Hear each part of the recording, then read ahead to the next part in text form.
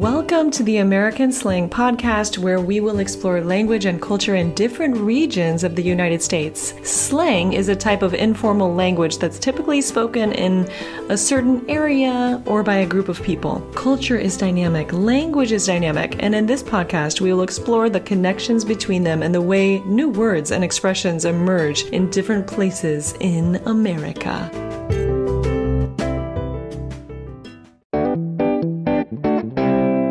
So today I'm talking to Symon Sanborn, who has been a behavior teacher for 17 years, who currently works in the public school system in Iowa. Symon has been a close friend of our family for as long as I can remember, and he's like a big brother to me. In fact, Symon taught me how to drive a car, more specifically a stick shift, in the kind of the rural Iowa countryside when I was, I think, 12 or 13 years old. So that's an amazing memory that I have of, childhood with Symon.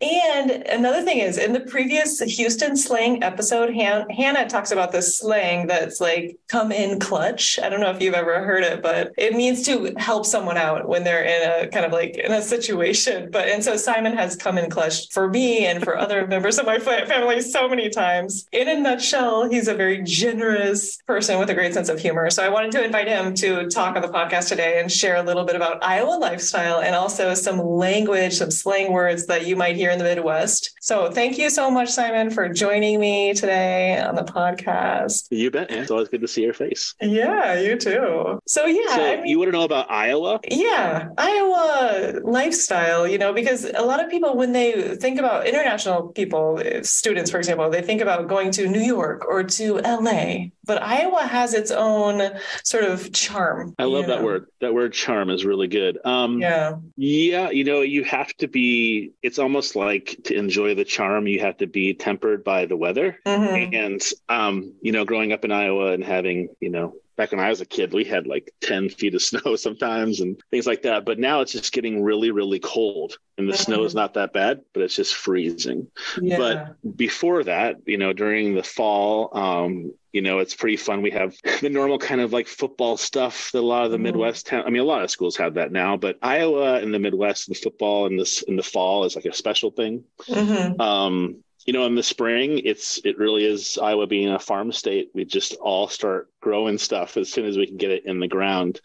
I'm not as successful as most people, but the charm of Iowa really is there are so many different groups of people here. It's kind of an awesome place to, I kind of led with weather. I probably shouldn't lead with the bad, but that's the one thing I always question is when I walk outside, it's negative 20 degrees and negative 30 something with wind chill. You're like, wow, what am I living in this state for?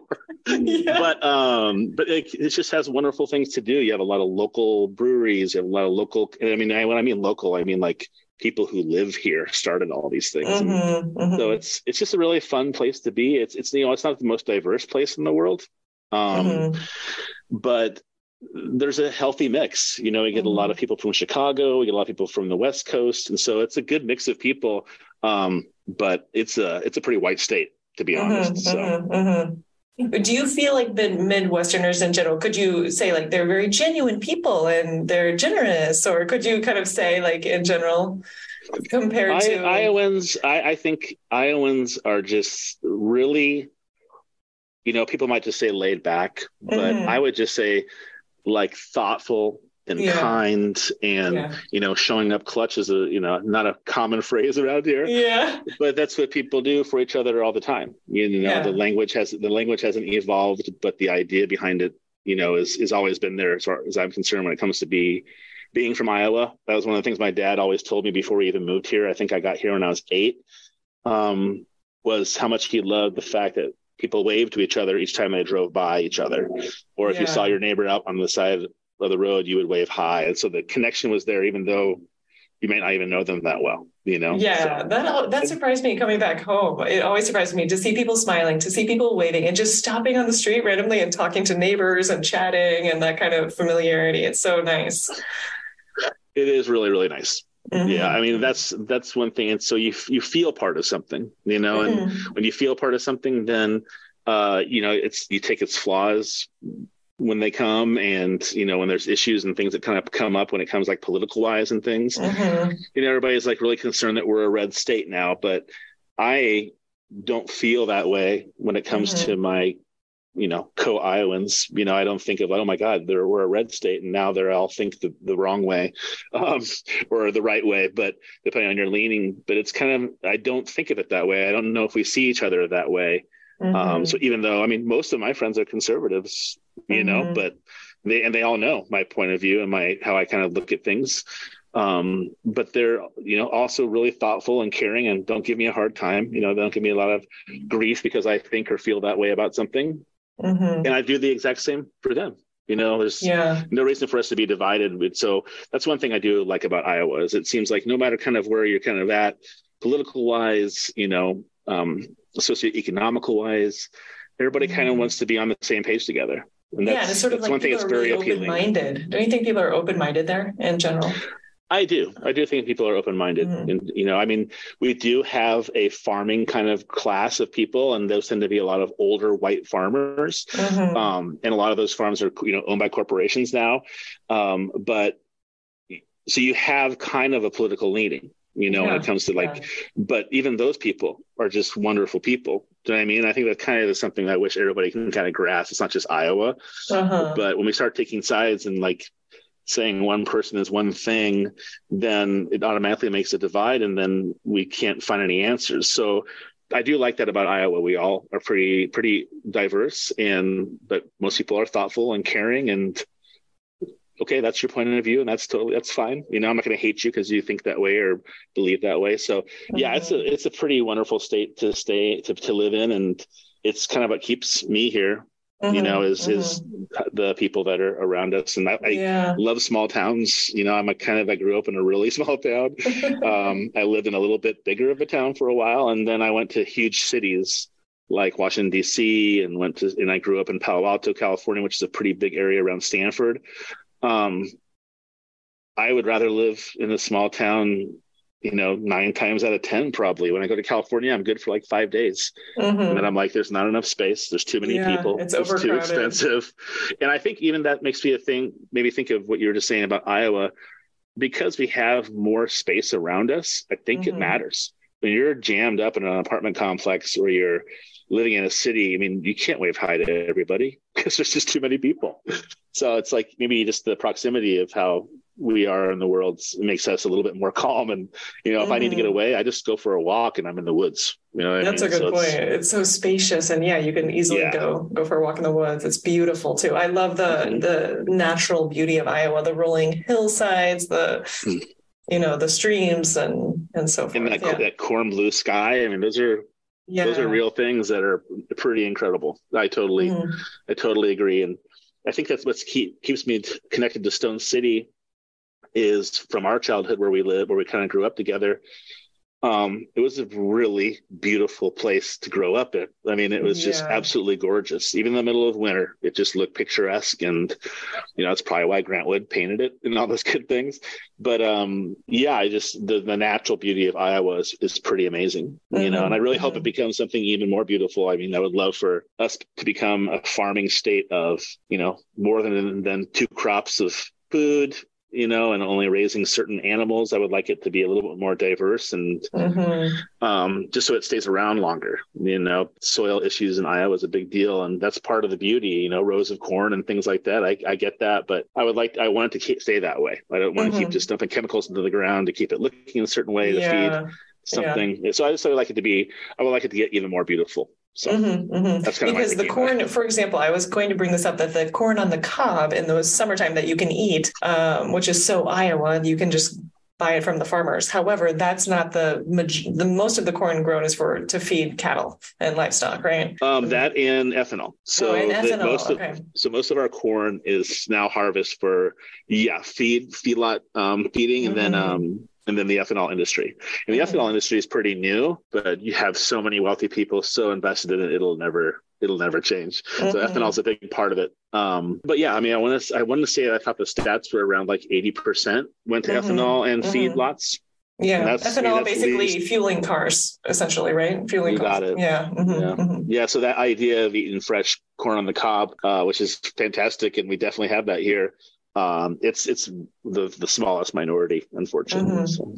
Yeah, I mean, you bring up an amazing point about Iowa. There's so many beautiful things, but behind that, there's also the ecological kind of piece, which, I guess one citizen at a time planting trees, growing their own crops. Yeah, and I think it goes around like deciding what you're going to buy. Are you going to go to the grocery store and you're going to buy stuff from Iowans, buy produce from people because you can do that here at Hy-Vee, our grocery store. There's an area that's local farmers. So if you choose to, you can go in there and buy their stuff. And if they have more of a demand, they'll have to increase their farm. And it's kind of how capitalism works, but that's kind of like leaning in a better way, so to speak. But the choices matter. So being the individual that plants a tree or does something ecologically, helps a friend, convert his farmland to, I forget the term, but it's turning it back, allowing it to go back to like prairie. And the government pays you to do that because that's saving topsoil and it's saving some ecological aspects of Iowa. So there's opportunities to do stuff like that. So, I mean, and again, like you said in the beginning, Iowans are thoughtful and caring. And so when they see opportunities that they can pull off, they'll do it. But it does have to be economically kind of available too. Because if you go to the supermarket and buy local crops that are grown locally, are they more expensive than, for example, imports from Florida or from other states in the U.S., like California? I don't think I have. I don't think I've seen anything that's been out of the ordinary.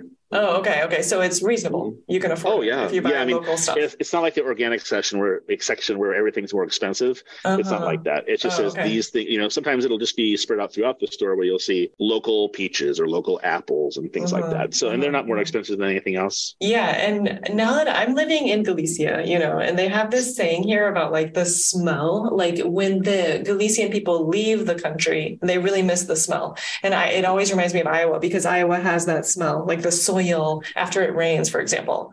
It has like this very earthy, natural smell. Do you feel like that at all? Like this connection to the land with the smell? Oh, yeah, absolutely. I mean, people joke around or laugh at me sometimes because I'll be like, oh, God, you smell that.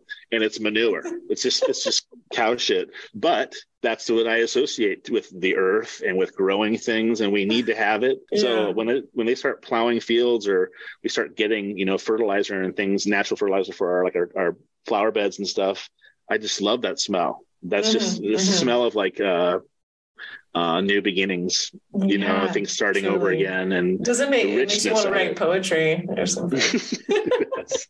Yeah, it is. Do an art project. Smells like that really impact me a lot. I love stuff like that. Yeah. And okay, so I want to talk a little bit about some language, like if some slang words that come from Iowa that you might hear, because I know you've lived all over the country. You've heard slang from California, from New York, Sure. So I'm just wondering if there are some words that you kind of can teach us or expressions. Boy, it's kind of funny. I just had this conversation with my best friend, your big sister, and her kids. And with my kids at the dinner table, and they were talking about language that they were using, and then they would all laugh at us when we said the same things. So what's one of them? Because they say like, oh my God, please stop talking. That's so cringy when you say the slang words that they're using. It was really interesting because I didn't think I was that old. Really? But even cringy is kind of slang, right? Cringy. Oh, cringy. Yeah, that's good. That's totally slang. What I was kind of thinking was like, it's not even a language and words and slang like that has like gone global. It's not just an Iowa thing. So that's even though your nephew and your niece are from Arkansas and have grown up there and have a little bit of a Southern accent, and my kids are from Iowa, and I have some nephews in California, they all use the same language because it's what they see on the internet. Yes, so it's TikTok, it's all that stuff. And they all learn, it's the latest TikTok, or not TikTok, but YouTuber guy who starts using, what's the most recent one I've heard in my school? Bro. Really? Bro. And I'm like, that's a slang word from when I was a kid. So it's come around again, but it's some YouTuber who talks like that. Really? You know? And so I have to tell my students, like, don't call me bro. You can call me Mr. Sanborn. I'm not a bro. So I have to like correct those things sometimes. But that's the idea behind it, is that they're all seeing all this stuff from such a young age. And they kind of choose what's popular to start talking. And it happens sooner. Like the next word will be something else and bro will be gone. I give it 2 weeks and it'll be gone and another one will be popping up. Interesting. But an Iowa one, back to your original question, sorry. The Iowa one, I would probably say Kaipo. So instead of a Porta Potty, we say Kaipo, because that's one of the main companies that does Porta Potties in Iowa. So like at the football games or something, you would go, and if you need to use the bathroom, you'd be like, I've got to go to the Kaipo. I'm going to go to the Kaipo. I'll be right back. Or like a football game, tailgate at the Iowa game or something. Yeah. Oh, nice. Kaipo. Going gravel. I mean, that's kind of an obvious one. I don't even know if that's first of all, the listeners probably don't know what gravel is. So gravel roads would be roads that are not paved, that are sort of dirt roads or roads out of little pebbles, little like stone. Most roads in the world. Gravel. Yes. You know? So what does going gravel mean? So this means you're going to go off of the highway, or you're going to go off of the main road, and you're going to take a gravel. Like I would be like, hey, I'm going to take the long way home. I'm going to go gravel home. I'm going to take the main road. And so people just know that you're going to be, and I don't even know if it's a reason why, but I know that it's a scary to drive on gravel. So it's loose and you can roll your car around pretty fast. And it's not paved. So there's no lines in the road. So you have to be aware of being on one side of the road all the time. So you're not like, you have to be much more aware. So going gravel means it's a little chancier, but I like that. Which in many states, it may not like this idea of going gravel, because I remember when my mom lived out in the countryside, I got stuck in the ditch and I was on the gravel road, and these neighbors came through with a pickup truck and just like helped me get out of the situation. They pulled me out basically. So that I just bring up that story because you talked about Iowans helping each other out. And in that case, it was like truly. And it doesn't even have to be like on a farm or a gravel road. Like I finally bought a motorcycle when I turned 50. And I was really excited about it. And I had a friend who wanted to go for a ride. He was like, hey, I'll go with you for your first ride. That'd be awesome. So we kind of driving around, and we're by Indian Creek Nature Center, and it's kind of a little back roady-ish, but we're kind of coming back into Cedar Rapids on the east side, and my bike stops working, and I'm like, gosh, darn it! Like, I should have done something more. I should have had it checked out better, because now it's not working, and so it kind of sputters and stops and gets to the top of this hill, and I ran out of gas. I was out of gas. So a normal kind of Sanborn thing, but I'll take some part of that. But there's a guy sitting in his lawn chair at his house, like, 100 yards away. And I just kind of walked over with my helmet. And I go, hey, I'm really sorry. I said, I think I ran out of gas. Do you have a can that I can go get some, or do you have any spare gas? And he just gave me a can that was full of gas. I filled it, gave it back to him. He's like, hey, you have a good day. Like, what do I owe you? And he's like, oh, you're okay. Don't worry about it. I'm glad you get home safe. Like, and that was like coming into Cedar Rapids. So it's not just I think people think of Iowa being rural a lot, which it is, but that friendship or that friendliness goes across, all areas of the state, Yeah. That's amazing. Yeah. That's another thing I wanted to bring up was, I think Iowans like to just drive around on gravel roads. Like it's a pastime, honestly. People like to go for Sunday drives or just drive around in the gravel, right? Yeah, you're right. I mean, you can definitely get around without gravel if you don't like get your car dirty, which is how I'm getting to the age where I'm like, oh God, my car's dirty. But oh my gosh, I mean, just driving around, right? It's just kind of fun. I mean, the road that my school is 3 years old. So it's a brand new multi-million-dollar intermediate school. So it's 5th and 6th grade. And it's on a road that until 5 years ago was gravel. And then they paved it for the school. But then at the stop sign at the end of the kind of school boundary, it goes gravel again. So even a really fancy area in Marion, Iowa still has gravel roads. I mean, we could be on gravel in 5 minutes, and you can, it's kind of fun because that's, you get to see farms, just farms and animals, and it's wide open spaces. I mean, you go out and gravel at night and get out of your car in the summertime, and it's like the sky is just lit up. Yeah, you can see the it's pretty amazing. Sky, the stars, the moon, everything. It just shines so brightly, which you could never see in a big city. Unfortunately, no. Yeah, that's amazing. What the story of going gravel. I love it. I love it. So good. So good. So Iowa. This is really just culturally very on. Well, and I think that's why I was really happy to move to Marion from Cedar Rapids, is that Cedar Rapids is not a big city. It's got 150,000 people in it, so it's not big. But it's one of the bigger cities in Iowa. But it was still kind of too big for me. And so then I went to the outskirts, which is Marion. And it's a little bit more rural. It's a very suburb kind of thing. But Stone City is 15 minutes away. Everything's really close. And so I don't have to be kind of confined. I mean, definitely in a neighborhood, very nice place, but really quick, I can get out of town. And I really like that. And we do that a lot. We have a lot of really awesome parks around us. And so even in the wintertime, we'll go for a walk along the Wapsie River or the Cedar River, or there's 3 big parks around here that are just beautiful. And it's just really nice to be able to, at any point, any day, you could just drive. We'd have to drive an hour and you get to a place that's just beautiful, Yeah, that's so nice. Do you want more? Oh, yeah. I thought of this one that I didn't know if it was slang, but ragbri. Oh, yeah. So ragbri is a bicycle race that goes from the Missouri River all the way across Iowa to the Mississippi River. And you dip your back tire in the Missouri and you ride all the way across the state. Takes 5 to 6 days, 6 or 7 days. And there's little stops all the way along. It is kind of a drink fest. And I did it one time, and it was with an incredible group of people. But every night they would drink, and I was like, I can't not drink and then expect to get up in the morning and ride my bike 70 miles. I was like, it's not going to happen. Did you have Did you have a regular road bike or a mountain bike? No, I had a regular road bike. Okay. But even I'm cheap in a sense. So my mountain bike and my road bike are the same thing. I just have 2 separate rims for knobby tires and for street tires. And so this street tire is about as wide as a mountain bike tire, but it's slick. So it's made for the street. But even that tire, I would go slow because everybody else had like racing tires in their bikes.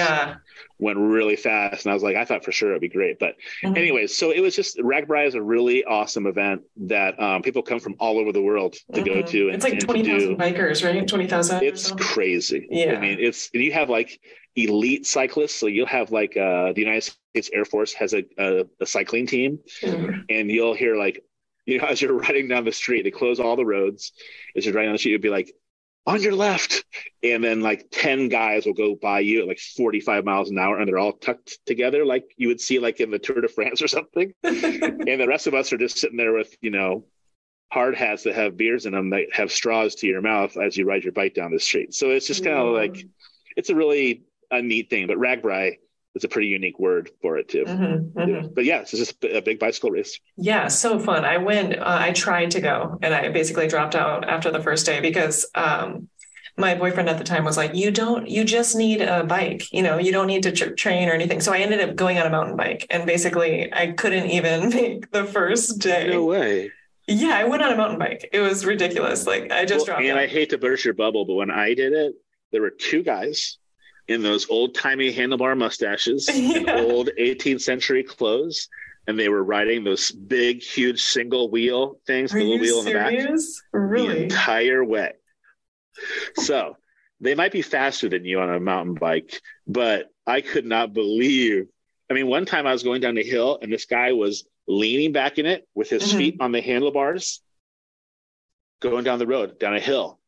That's how good he was at it. And I was just like, I could not. And they were legit old timey bikes. They dressed they were dressed that way too. And you saw them on a daily basis during ragbri? Every day. Oh, yeah. You saw them every day. Wow. That's and then there are some people that have businesses for ragbri that just by a week of ragbri, they make almost all their money for the year because there's so many people. Some guy bought an old fire truck and turned the back of it into a brick oven and made brick oven pizzas. Made $1 gazillion doing it. Like, it's just so many people, and it's so fun. But the best part about it is you get to see so much of Iowa. And you get to see small towns and small town life. that's all you see. People are you don't go through welcoming. Yeah. Yeah, I mean, like when we went, I got to see parts of Iowa that I'd never seen before. My grandpa Troutner, who lived in California, would joke around that he didn't believe that we had 99 counties in Iowa. He was just like, 99 counties? Like, what are you talking about? And you get to see during Ragbri, if you go consistently every year, you'll see every single county. It'll start from some county and start from the top of the state. And as you work across to the bottom, when I did it, it was Council Bluffs, I think, to no, there's Sioux City. That's not Iowa though, but that all the way to Davenport. So it cut across at an angle the state, and it was really. And then again, it's just beautiful. And it's like there's nothing like that. It's so unique. It's such a unique experience that you can have in the state. Yeah. Yeah. I mean, and like you said, it kind of goes back to all the things we talked about earlier.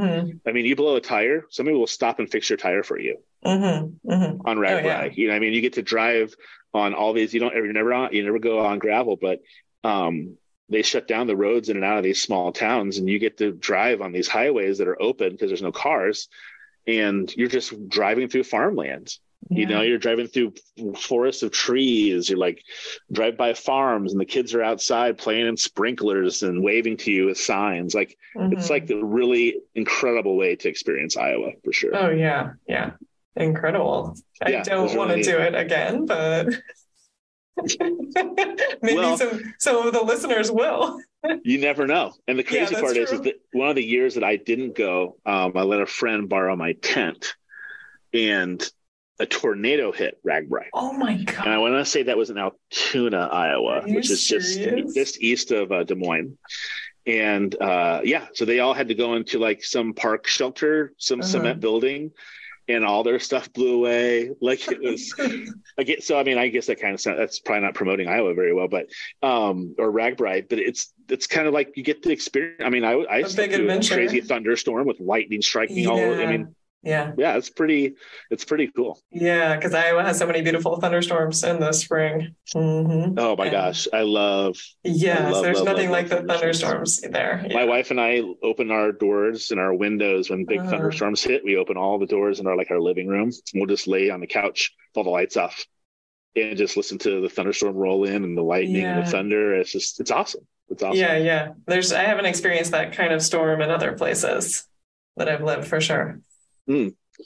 Interesting. Isn't that funny? I was like, I just assumed everybody had thunderstorms. I know, no. In Indonesia, you don't have that kind of thunder and lightning, and and in other places where it's tropical, it's just like a downpour, but you don't have that kind of lightning and thunder. And it's not as dramatic, Well, and a lot of that's, I think, probably, I know that when, like in the summertime, when the corn is getting high, it gets really, really muggy, and we can be, I think, like 10% muggier than normal just because of the corn.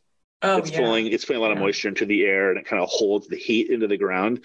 And so, they'll talk about it on the news, even about the humidity due to the corn being, above 4 feet, that kind of thing. So it's kind of interesting how the crops can affect kind of like the climate a little bit around us. So it's true. It's kind of this heat, this kind of oven, this big oven. It's interesting. I went to Orlando, Florida, and I walked off the plane, and I was like, oh, this is so nice. It was kind of humid. It was like 9 o'clock at night. It was like 85 degrees. I was like, oh, this is nice. I don't like, sometimes Iowa heat is just so oppressive. Like it's the opposite of those negative days in the winter. It is just so like you can't go outside, And I remember just putting my sheets in the freezer and trying to freeze my sheets in order to sleep at night. I remember with no fan, and I remember being on my bed in my underwear, stretched out so that I didn't touch any other part of my body, just so I might catch some breeze that might bring me some coolness. It was, I mean, as a kid, it was so hot. Yes. And that's not kind of mosquitoes. When it's that hot, the mosquitoes are bad too. Oh, yeah, exactly. That's why I'm thinking about building a screened-in porch. That way I can listen to thunderstorms. I can be outside in the rain.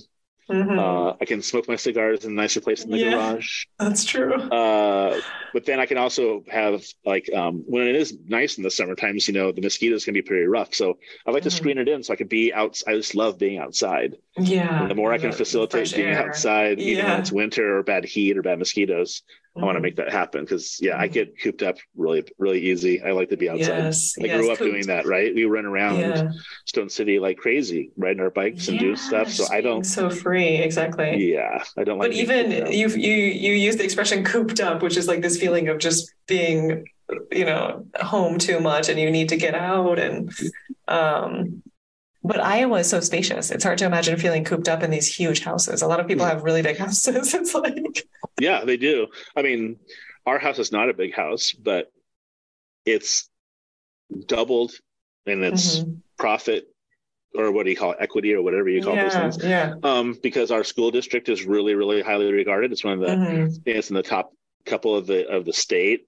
So the area around us is just booming economically. Yeah. And house wise, people sell houses around. $250,000 to $300,000 is the average price now for a house in our area. Really? Which to me used to think of just like, that's impossible. How can anybody pay that much? That's $250,000, right? Yeah. But I'm lucky that our house is, getting closer to being paid off and things like that. But it's nice to know that we have the money that we put into it, we'll get back. We could be in very different shape if the economy was worse, but we're kind of lucky that it's not a big house, but it's perfect for what we need. But you're right. If you come to Europe for a little while and stay here, then you're going to go back and be like, oh my God, our house is a mansion because I bet the space here is a totally different, like the apartments are so small, everything is so small. Are there suburbs there? Like where you have houses and things, or? Yeah, there are, but still those houses are still smaller than what I would consider like, a normal sized house in the US. Yeah. So really a normal sized house in the U.S. So a $300 so I would house say like your where house, I live would be your house is like a mansion. Yeah, exactly. Your house would be a mansion here. Yeah. Okay. Yeah. Ooh, I like that. I'm gonna start thinking about that. Yeah, you have to think about your house as a mansion. I'd be in a mansion. This place isn't half bad. So, do you have one last word to finish up with, or not really? We can. I think Ragbri was the one that I had written down. Okay. But I think. I love that idea though of like what you were saying about the younger, because you have teenagers too, right? So you're always hearing the teenagers coming in with new slang that it's just circulating so quickly you can't even keep up with it. So that's fascinating. Do you think, for people who are learning English as a second language, do you think slang is something that is interesting for them to learn?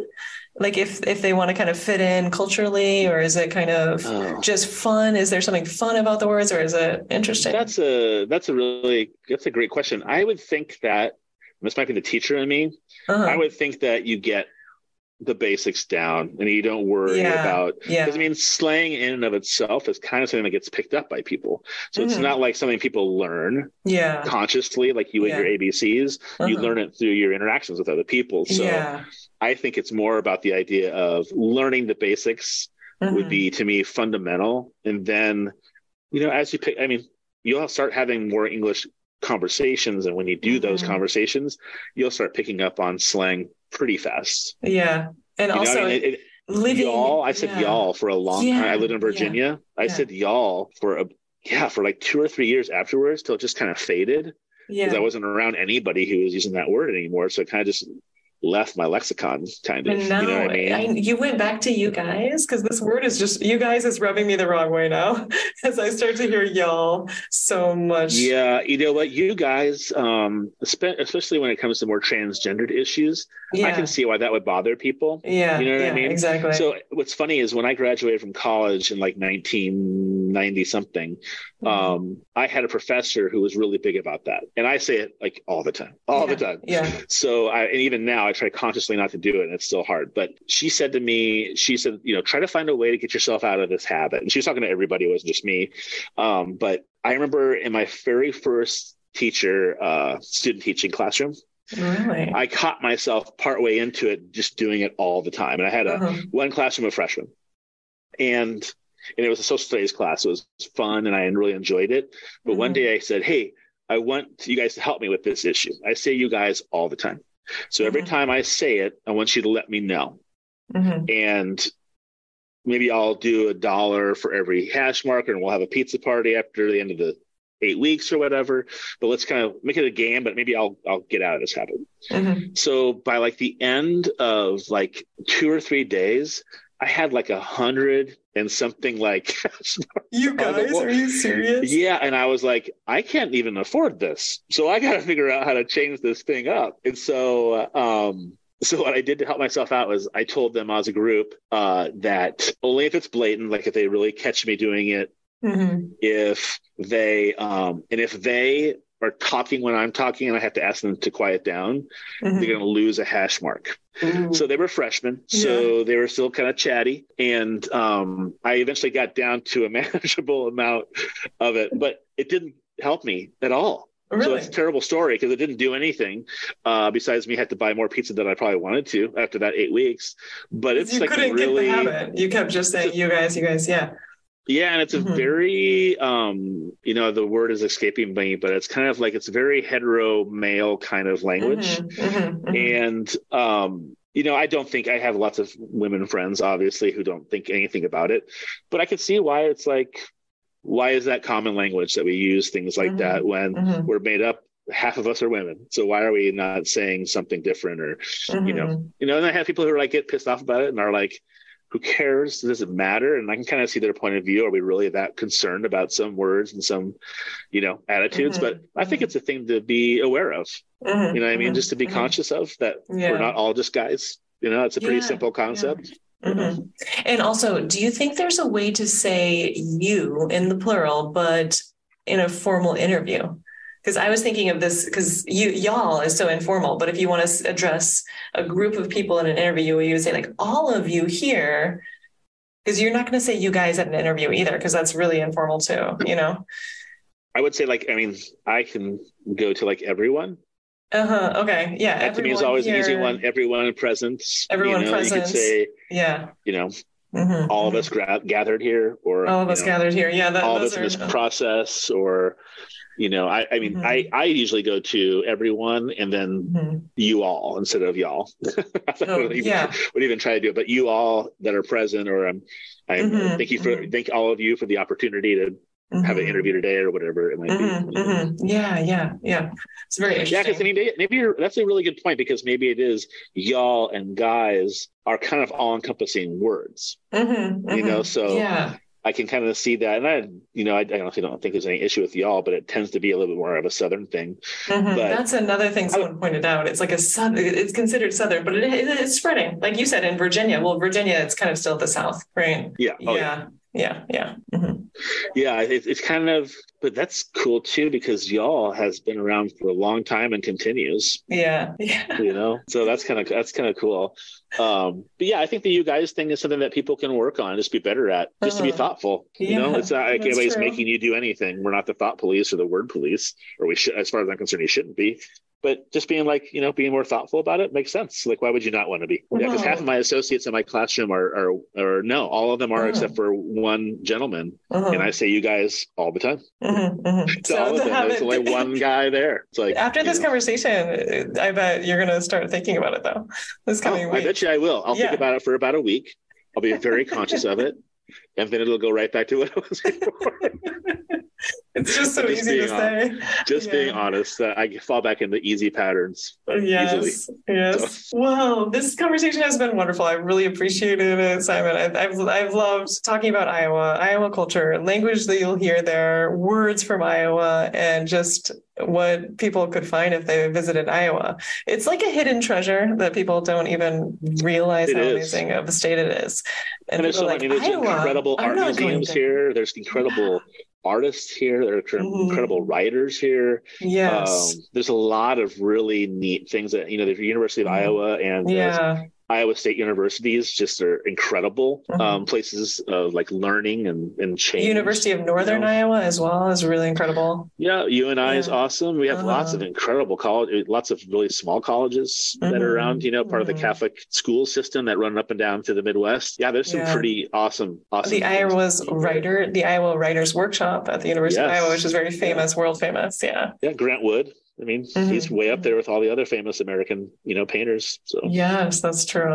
Yeah. So you're making me feel so proud of the state where I was born, and Are you homesick at all? Yes, it's making me very homesick, actually, because I love coming home to Iowa. Yeah. Yeah. And the home that we get to come to, if you and I went back to your old house, it's still there. Yeah. It's still in the same spot. I mean, I know people can do that in the city and go see the house or the apartment they grew up in, but it's really cool to go back to in a very small town and see the house that you were born and raised in. Yes. That you have all these connections, family and friends that, think of you and I remember when you were born, you know what I mean? So there's a lot of deep connections that get formed, and that whole idea that, I think it's the opposite, blood is thicker than water. I was thinking the opposite of that. Iowa is like this gathering of people that kind of come together and are such an incredible community. So yeah, it's a special place for sure. Yeah, I know. And we have so many stories from our childhood that could be in another podcast, a different podcast episode. And the stories I have lots of friends that asked me if I should write a book. And I was like, you're trying to write a book about the stories. And they're like, it's fun just to hear your stories. Yes. And I'm like, well, it's fun to tell you guys. I'm not sure reading a book about it would be I think it would. Interesting. But yeah, you never know. Yeah. In my spare time, Annie. Yes. In all of your spare time, you can start writing the short stories, There you go. You got it. Okay. Well, I hope the listeners have enjoyed this episode, and we will see you next time. Thanks. Bye.